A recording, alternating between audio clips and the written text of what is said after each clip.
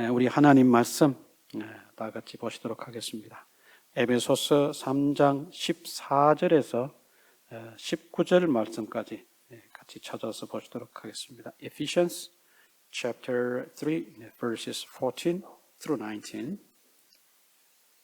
에베소서 3장 14절에서 19절 말씀 다 같이 찾아서 뜻을 생각하시면서 말씀을 읽도록 하겠습니다.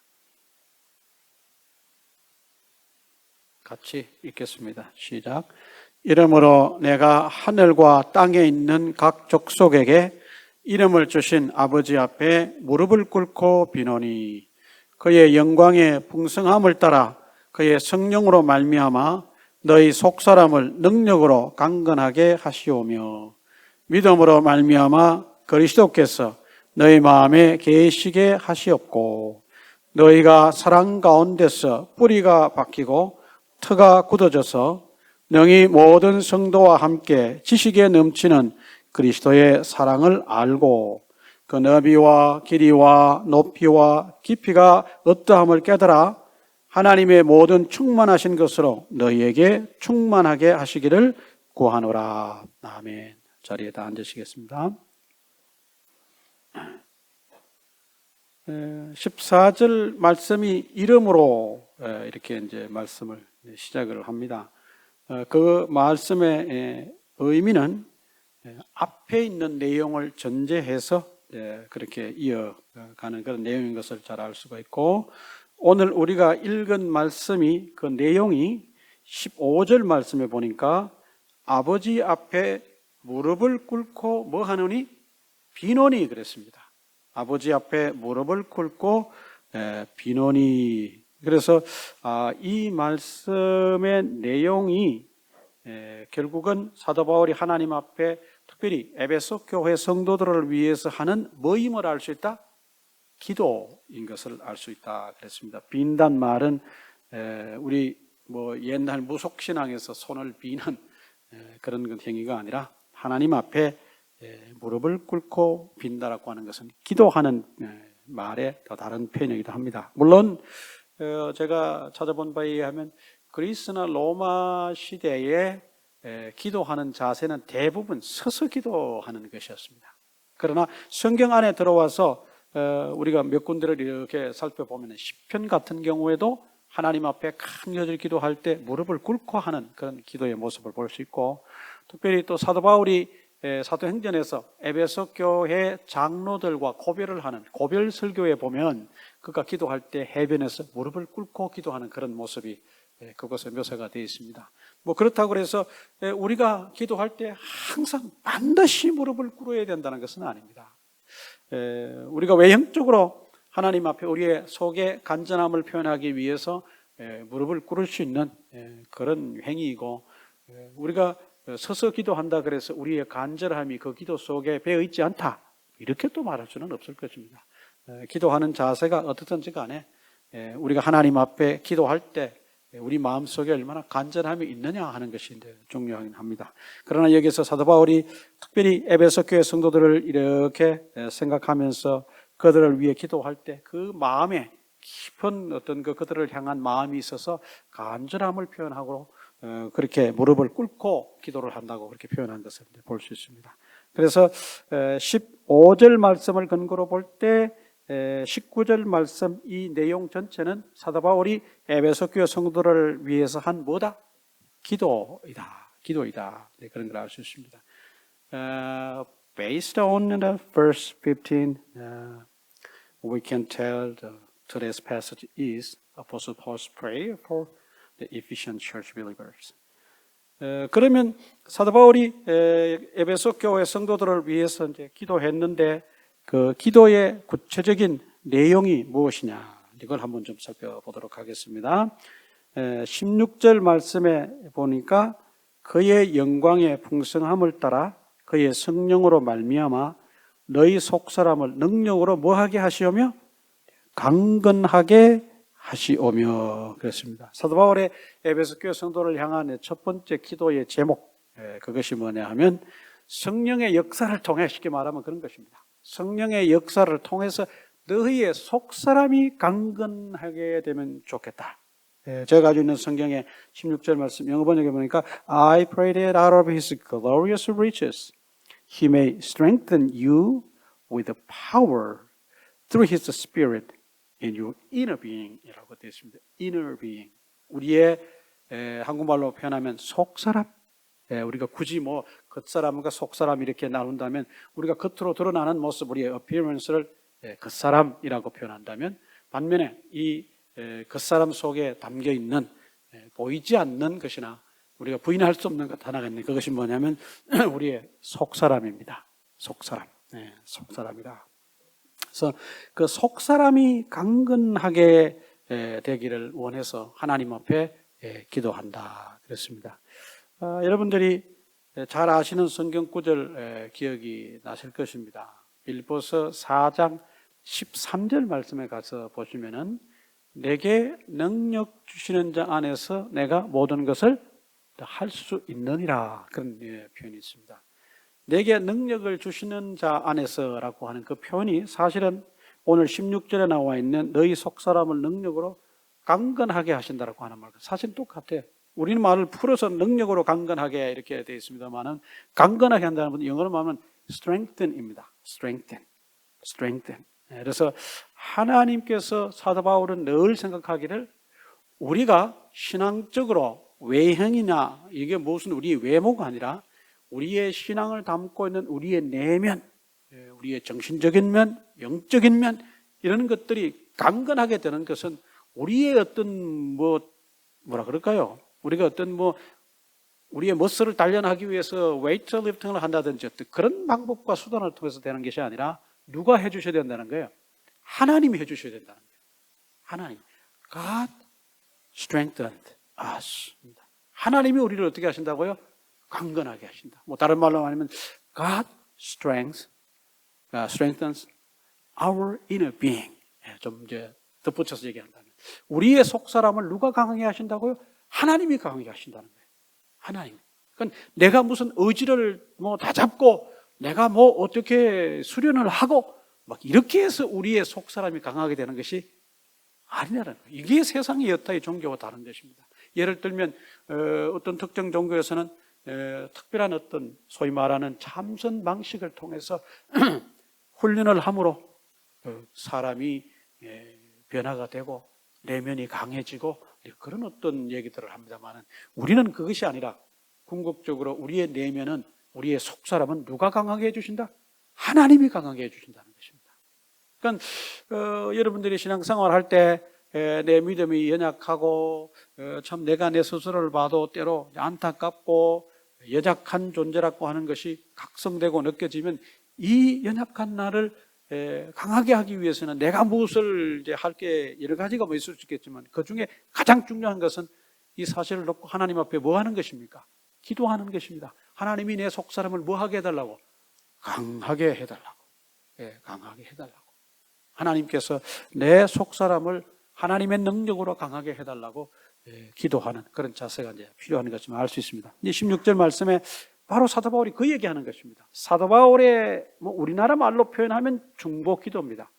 하나님과 우리 사이의 유일한 중보자는 예수 그리스도 한 분밖에 안 계시지만 우리의 신앙생활 속에서 어떤 표현들을 할 때 내가 나를 위해서 직접 directly 하나님 앞에 기도하는 그런 기도가 아닌 내가 다른 사람들을 위해서 하는 기도, 그걸 우리가 인간적인 표현을 말하면 중보기도라고 우리가 흔히 이제 표현을 합니다. 그래서 많은 신학자들도 그것을 중보기도라고 하는 말을 영어로 표현을 했는데 intercessory prayer. 그러니까 누군가를 위해서 대신 기도해 주는 것입니다. 사도 바울이 에베소 교회 성도들을 지금 위해서 그들을 위해서 기도하는 중보하는 기도다 그랬었는데 그 에베소 교회 성도들을 이렇게 생각하면서 그의 첫 번째 이제 3장에서 하는 기도의 내용의 첫 번째가 그들의 속사람이 강건해졌으면 좋겠다. 우리가 왜 난데없이 사도 바울이 기도를 할 때 그의 첫 번째 3장에서 하는 그의 기도 내용의 첫 번째 내용에 그들의 속사람이 강건해지면 좋겠다고 그렇게 기도를 할까요? 이것은 뭔가 어디엔가 사도 바울로 하여금 이런 기도를 하게 한 근거가 있을 것이라는 얘기입니다. 물론 우리가 전체적인 맥락에서 살펴보면 이해가 갈 수 있습니다만은 우리가 조금 더 직접적인 어떤 구절을 한번 찾아본다면 다름이 아닌 우리가 그 전전주에 했던 설교의 본문인 13절 말씀을 보시면은 우리가 이것을 좀 이렇게 근거를 찾을 수 있습니다. 한번 체크해 보겠습니다. 에베소서 3장 13절, 우리가 오늘 읽은 본문의 바로 위에 있는 본문 구절 같이 한번 읽어볼까요? Ephesians chapter 3:13. 그러므로 시작. 그러므로 너희에게 구하노니 너희를 위한 나의 여러 환난에 대하여 낙심하지 말라. 이는 너희의 영광이니라. 이는 너희의 영광이니라. 그러니까 사도 바울이 이방인 선교, 이방인들을 하나님 앞에 인도하기 위해서 복음을 전하다가 지금 로마의 감옥에 와 있습니다. 그리고 여러분 잘 아시는 대로 에베소서, 빌립보서, 빌레몬서, 골로새서는 다 뭐라고 얘기합니까? 옥중서신이라고 그렇게 얘기를 합니다. 이 네 서신의 지리적 배경이 되는 것은 로마의 감옥입니다. 좀 더 아주 구체적으로 얘기하면. 그러니까 사도 바울이 지금 감옥에 갇힌 상태에서 자유가 속박당하고 제한되는 그런 상황 속에서 이 서신서를 써서 각 교회에 혹은 개인에게 보냈습니다. 그런 상황에서 지금 이 편지를 나에게 혹은 우리 교회에 보낸 그분이 지금 편하게, 요즘 말로 하면 호캉스를 즐기는 분이 아니라 지금 뭐 하고 있다고요? 감옥의 불편한 가운데, 자유를 제한받는 가운데, 아주 불편하고 어려운 가운데 계신다. 근데 그걸 생각할 때 이 편지를 받고 그 내용을 생각하기 이전에 인간적으로 우리 마음에 무슨 생각이 들어요?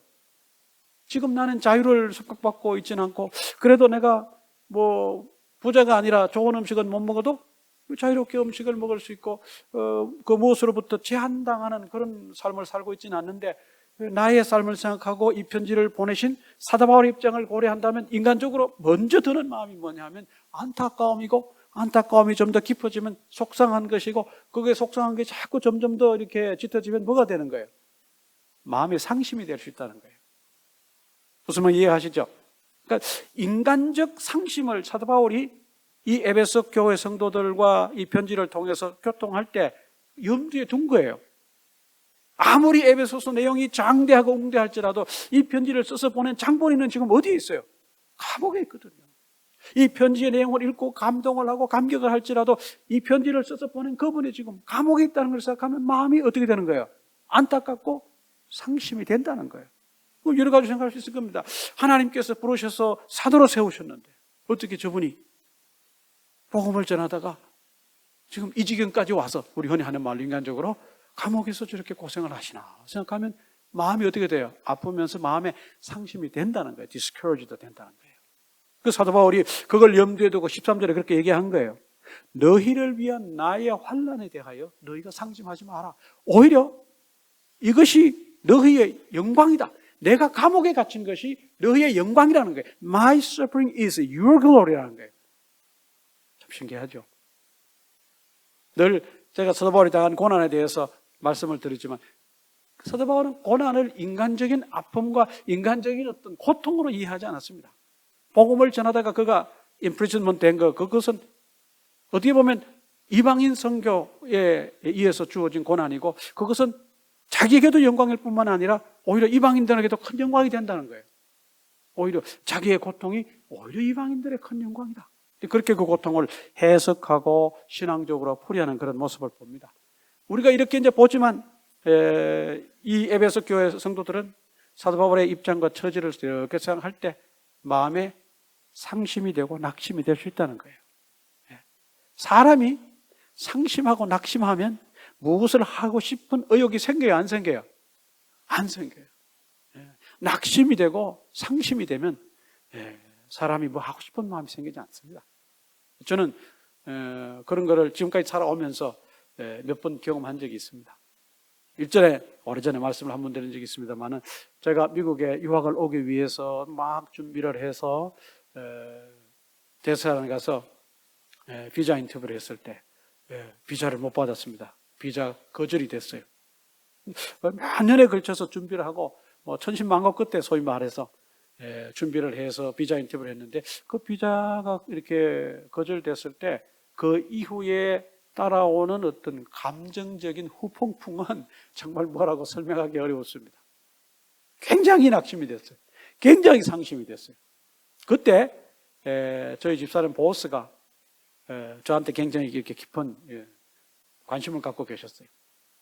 우리 교회도 오셨어요.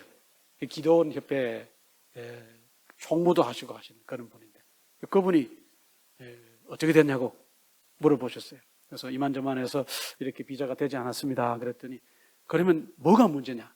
재정 보정이 좀 필요한데 그런 부분이 좀 문제가 된 것 같습니다. 그랬더니 그러면 그걸 어떻게 하면 되겠냐? 그거 내가 해주겠다 그랬어요. 재정 보정을 내가 해주겠다 그랬어요. 근데 그분이 그 당시에 제가 나온 신학교에 기획실의 책임자였거든요. 뭐 재정적으로 얼마든지 행정적인 그런 입장에 있을 능력이 되시는 분이에요. 여러 가지 면에서. 근데 해주겠다 그런데 너무 감사한 말씀이죠. 그런데 이미 그때 저는 그 비자가 거절돼서 그 감정적인 후폭풍을 어떻게 됐어요? 맞았어요. 그래서 그분이 그렇게 호의를 베풀고 자기가 최선을 다해서 다 해주겠다 그러셨는데도 불구하고 제가 지금은 하고 싶은 마음이 없습니다. 왜 그래 됐다고요? 마음이 뭐 해서? 낙심돼서 그런 거예요. 마음이 낙심되고 상심되면 무엇을 하려고 하는 어떤 그 의욕이 없어요. 그게 심해지면 이제 극단적 선택까지도 할 수 있는 그런 상황이 올 수도 있습니다. 그러니까 사도 바울이 이렇게 바라볼 때 사도 바울도 인간이고 이 편지를 받는 에베소 교회 성도들도 뭐예요? 인간이거든요. 그들이 어려운 여건 속에 물론 사도 바울처럼 어렵지는 않으나 이방인의 신분으로 예수님을 믿고 이제 주변의 모든 사람들이 격려하는 입장이 아니라 오히려 뭐예요? 신앙적인 적인 상태에서 그들 소수가 모여 예배하고 말씀을 붙잡고 살려고 몸부림치는 그런 상황에서 자기의 imprisonment, 자기의 suffering이 그들에게 격려가 될 수는 없다는 사실을 사도 바울이 어떻게 하는 거예요? 잘 알고 있었어요. 그래서 그들을 encourage 하기 위해서 그렇게 얘기하는 거예요. My suffering is your glory라고. 내 고통은 너희의 영광이다. 이렇게 해서 그들을 discourage 된 그들을 격려하는 겁니다. 그러니까 그래서 그 격려만으로도 사도 바울은 어떻게 되는 거예요? 아직은 뭔가 성이 덜 찼어요. 그래서 이 사실을 놓고 하나님 앞에 뭐 하는 거예요? 기도하는 거예요. 하나님, 저들의 속 사람을 실망하고 낙심한 상태에 있는, 뭐 다 그런 건 아니겠지만 일부 그런 성도들이 있었다는 거죠. 그들을 하나님께서 강하게 해주시기를 원합니다. 이것을 통해서 그가 그걸 보이시는 거예요. 보여주는 거예요. 우리의 속 사람을 강하게 하시는 분은 누구시라고요? 하나님이시다. 하나님이 우리의 속 사람을 강하게 해 주셔야 된다. 뭐 여러분들도 이 미국 땅에 살면서 낙심되는 인생의 순간순간들이 반드시 있었거나 지금도 있을 수 있고 앞으로도 있을 수 있어요. 그때 여러분은 그런 것들을 어떻게 극복하고 어떻게 해결하시겠습니까? 우리가 극도로 디스커리지 됐을 때, 디프레스 됐을 때, 프러스트레이트 됐을 때, 그때 우리를 강하게 하실 수 있는 유일한 분은 누구시라고요? 하나님. 우리가 물론 인간적인 방법으로 카운셀러한테 가서 우리가 카운셀리가 돼서 카운셀링 받을 수 있어요. 컨설테이션 받을 수 있어요. 그렇지만 궁극적으로 우리의 마음을 강하게 하시는 분은 하나님 말씀해 보니까 사도 바울 얘기가 하나님이 그렇게 해주시는 거다. 그리고 여러분들 이것을 여러분의 기도 제목으로 삼아서 여러분들이 그런 상황에 있다면 하나님 앞에 어떻게 하신다고요? 도움을 구하셔야 됩니다. 하나님 저를 강하게 해주시기 원합니다. Please, God strengthen me. God strengthen me. Please, God strengthen my inner being. My inner self. 하나님 앞에 여러분들이 그렇게 요구하시고 요청하셔야 됩니다. 이 문제는 우리가 옆에 같이 생활하지만 우리가 격려는 할 수 있어요. 인크로지는 할 수 있지만 그것이 궁극적인 답이 될 수 없습니다. 템포리 우리가 그것으로부터 고통으로부터 우리가 노임을 받을 수 있을 거예요. 우리 소위 말하는 우리가 이렇게 몸이 아플 때, 열이 날 때 감기약 보면 그렇게 쓰이지 않습니까? 이거 영구적인 치료가 아니라 temporary relief라고 그렇게 되어 있습니다. 마찬가지입니다. 인간적인 어떤 카운셀링은 temporary relief는 가져올 수 있어요. 궁극적인 ultimate, final 뭐라 그럴까요? 답은 될 수가 없습니다. answer 될 수 없어요. 그 답은 누가 줄 수 있다고요? 하나님이 줄 수 있다. 하나님만 줄 수 있다. 두 번째, 또 하나 이제 살펴볼 것은 17절 말씀에 믿음으로 말미암아 그리스도께서 너희 마음에 계시게 하시옵고 너희가 사랑 가운데서 뿌리가 박히고 터가 굳어져서 너희 모든 성도와 함께 지식에 넘치는 뭐를 알고? 그리스도의 사랑을 알고 그랬습니다. 뭐 줄이면 그것입니다. 그리스도의 사랑을 알고 그리스도의 사랑을 알고. 그러니까 예수 그리스도께서 우리를 향해 가지고 계신 그 사랑이 얼마나 대단한 사랑이냐. 그냥 쉽게 얘기하면 예수님이 우리에 대한 사랑을 표현하셨는데 그것은 자기의 생명을 우리의 사랑과 우리를 향한 사랑과 바꾸셨다는 거죠. 여러분 주변에 누가 여러분을 위해서 목숨을 내놓고 여러분들을 사랑할 수 있겠습니까? 부모가 돼도 어떤 상황에서는 그렇게 할 수 없는 일도 있습니다. 여러분, 요즘 우리가 살아가면서 그런 얘기를 가끔 듣습니다. 장기가 손상이 돼서 그 장기를 트랜스플란트 하지 않으면은 얼마 살지 못하는 시한부의 삶을 사는 그런 사람들 얘기 많이 들어보셨을 것입니다. 가끔 신문에 봅니다. 딸이 자기 아버지의 손상된 신장을 이렇게 뭐라 그럴까요? 기증을 해서 자기의 신장을 기증해서 아버지를 살리는 그런 얘기. 전 한국에 있을 때 아이들을 가르칠 때 그런 얘기를 직접 옆에서 또 보기도 했습니다. 제가 가르친 아이의 형이 자기 아버지를 위해서 간에 얼마를 이렇게 떼어줬어요.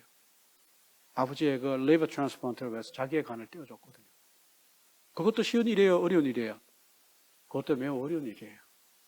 부모와 자식 간이지만 그게 또 생각 것이 또 안 되는 수도 있어요. 어떤 경우에. 그 반대도 있을 수 있어요.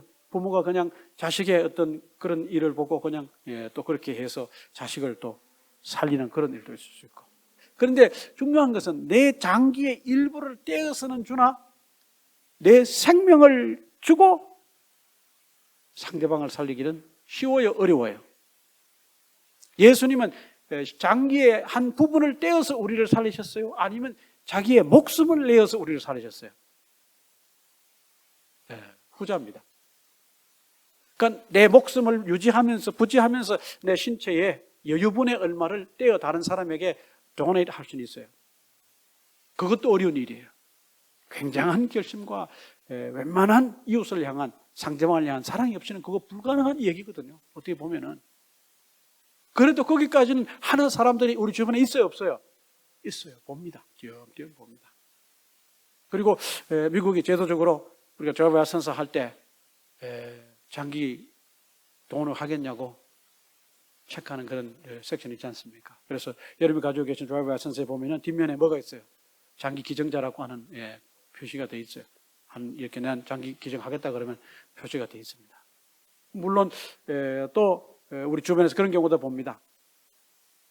도저히 회생이 불가능한 그런 상태에 빠진 분이 아직은 신체적으로 건강한 어떤 장기를 가지고 있을 때 생명을 다시 생명이 소생하지 없는 상황에서 장기를 기증하겠냐고 하는 그런 경우도 있고, 뭐 멀리 갈 것도 없이 우리 최혁경 집사님 아드님 같은 경우에 그렇게 얘기를 했다고 들었습니다. 내가 죽게 되면 내 장기를 다른 사람에게 이식해달라. 그렇게 해서 그분은 자기의 생을 마치면서 그분의 장기를 다른 사람들에게 이식을 실제로 해주었습니다.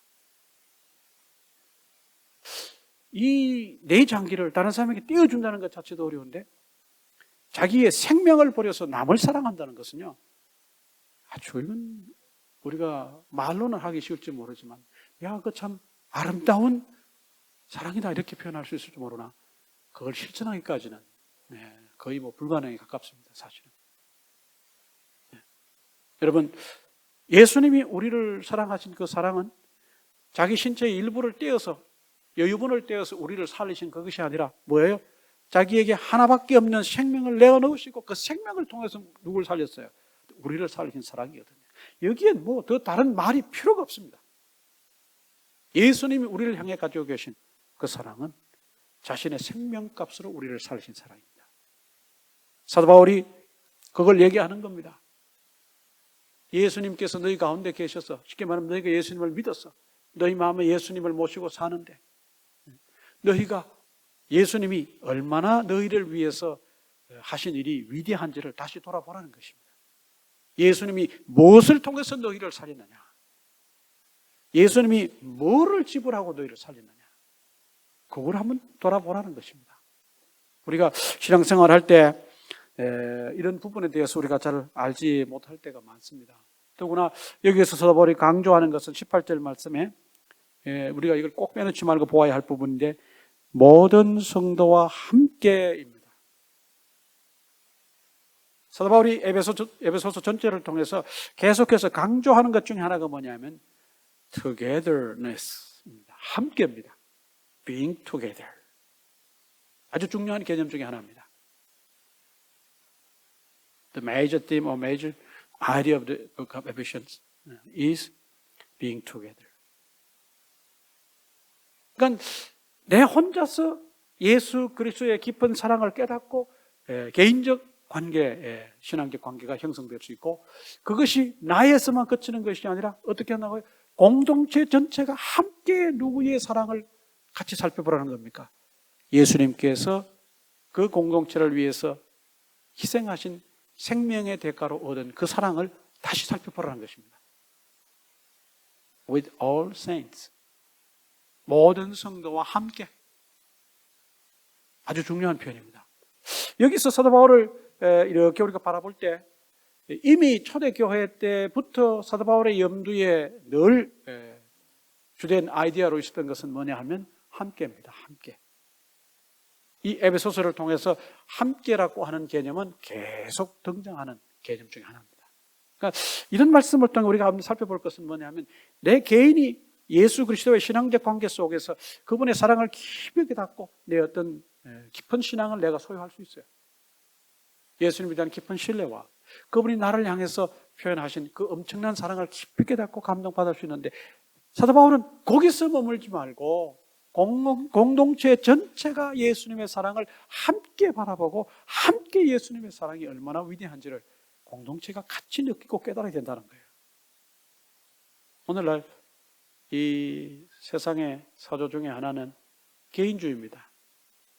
individualism입니다. 특히 서구 사회의 주된 사상은 개인주의적 사상이에요. 아마 여러분들 잘 느끼실 것입니다. 우리가 몸은 미국에 살지만 우리가 한국에서 태어난 우리들 정서는 여전히 뭐예요? 우리라는 정서를 가지고 있어요. Even though we live in here, but in the first generation of Korean, we have it. We feeling in us. 우리란 말을 즐겼습니다. We feeling입니다. 미국 사람들은 뭐라고 얘기합니까? my라고 얘기합니다. my. 그 나쁘다는 것이 아닙니다. 다르다는 걸 제가 얘기합니다. I'm not telling that there is wrong, and I'm telling the difference. 그래서 우리는 한국 사람들은 같이 밥 먹으러 가면 서로 밥값을 내겠다고 싸웁니까? 안 싸웁니까? 예. I'll pay. 내가 내겠다고. 예. 그럼 서양식 사고방식은 어떻습니까? 5명이 같이 밥 먹으러 가도 밥은 같이 먹고 음식값 계산은 어떻게 해요?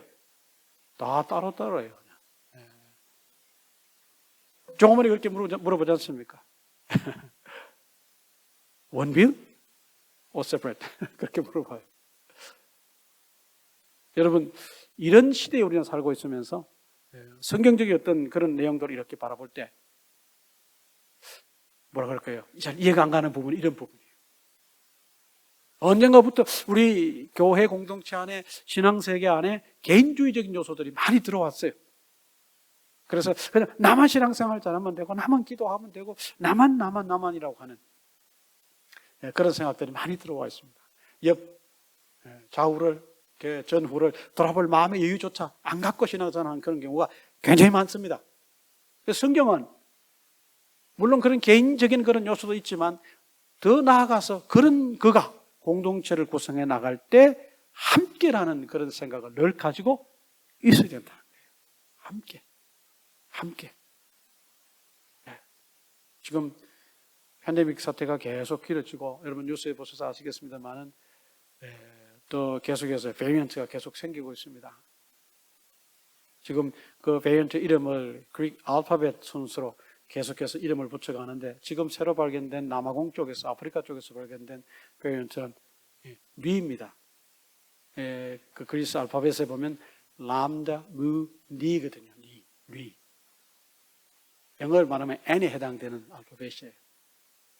근데 이제 이게 지나고 나면 크시라고도 하고 키라고 하는 알파벳으로 이제 넘어가서 새로운 변이가 이제 자꾸 나오는데, WHO에서 그 새로운 변이를 오미크론이라고 이름을 붙였다고 신문에 보니까 그렇게 났더라고요. 보니까. 왜 오미크론이라고 오미크론이라고 했느냐. 그래서 뭐 거기에 대해서 키라고 했을 때 이것이 중국식 발음으로 말하면 시진핑의 시에 해당하는 발음이래요. 그래서 말하자면 잘 아시겠지만 우한 폐렴으로 시작이 됐고, 또 그냥 뭐 근거 뭐 이런 여러 가지 얘기, 복잡한 얘기에서 중국과 미묘한 관계에 있어요.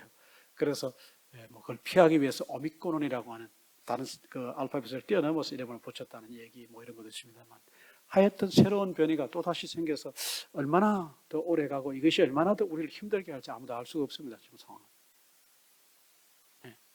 그러니까 이런 상황이 팬데믹과 이런 유사한 어떤 상황들이 인류 전체를 힘들게 하는 상황이 계속 지속될 때, 그런 상황 속에 나타나는 아주 강한 어떤 사조는 뭐냐면 개인주의적 사고예요.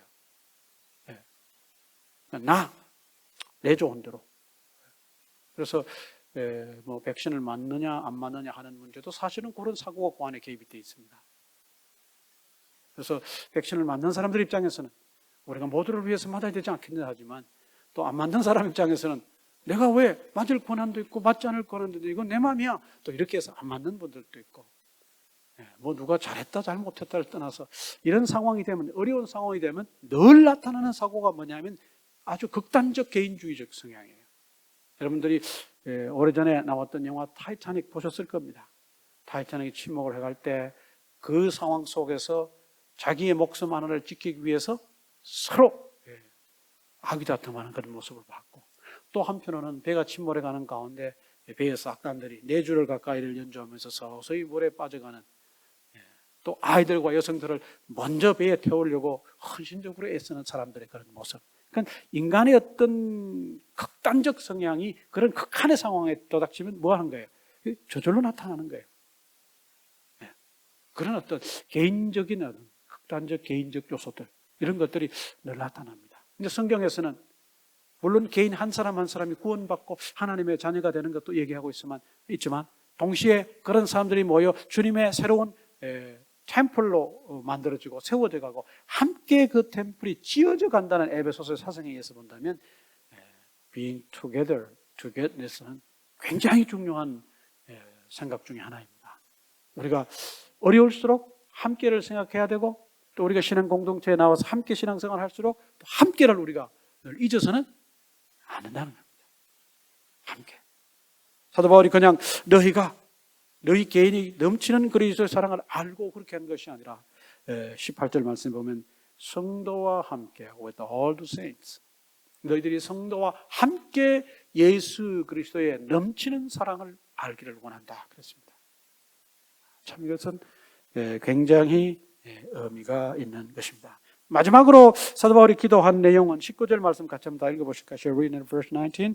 시작. 그 너비와 길이와 높이와 깊이가 어떠함을 깨달아 하나님의 모든 충만하신 것으로 너희에게 충만하게 하시기를 구하노라. 그러니까 하나님께서 사도 바울을 통해서 말씀을 기록하게 하실 때 큰 그림을 보여주시는 것 중에 하나가 뭐냐 하면 결국은 통일입니다. 통일. 우리의 남북 간의 통일, 그것이 아니라 하늘과 땅의 통일이에요. 이 모든 것이 주님 안에서 뭐 되는? 하나가 되는, 큰 하나가 되는 것을 계속 그렇게 얘기를 합니다. 우리는 사람으로 이렇게 태어나 살아가기 때문에 구원, 그러면 우리 인간의 구원만 생각을 합니다.